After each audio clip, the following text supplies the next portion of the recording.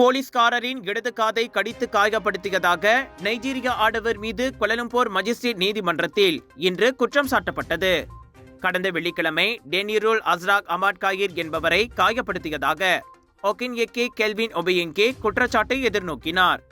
Kampung மொட்ரோ பிரீமா clinic முன்புறம் அக்குற்றத்தை புரிந்ததாக நீதிமன்றத்தில் தெரிவிக்கப்பட்டது. முதலில் குற்றத்தை ஒப்புக்கொள்ள விருப்பம் தெரிவித்தவர் பிறகு அதனை மறுத்தார். இதையடுத்து ஜூன் 10ஆம் தேதி வழக்கு மறுசெவிமடுப்புக்கு வரும் என அறிவித்த மஜிஸ்ட்ரேட் எஸ் மகேஸ்வரி அவ்வாடவருக்கு ஜாமீன் வழங்க மறுத்துவிட்டார்.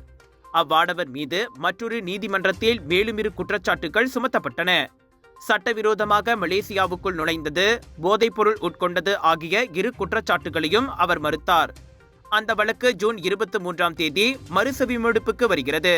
GM Indians பெருமையுடன் வழங்கும் கிளாங் வேலி international Indian expo and viral food festival 7 12 மே வரை ஏயோன் மால் புக்கிட் ராஜா கிளாங் ஸ்லாங் ஃபுட் ஃபெஸ்டிவலில் 100க்கும் அதிகமான உணவுகளை ரசிக்க ருசிக்க 80% டிஸ்கவுண்ட்ஸோடு பிக் சேல்.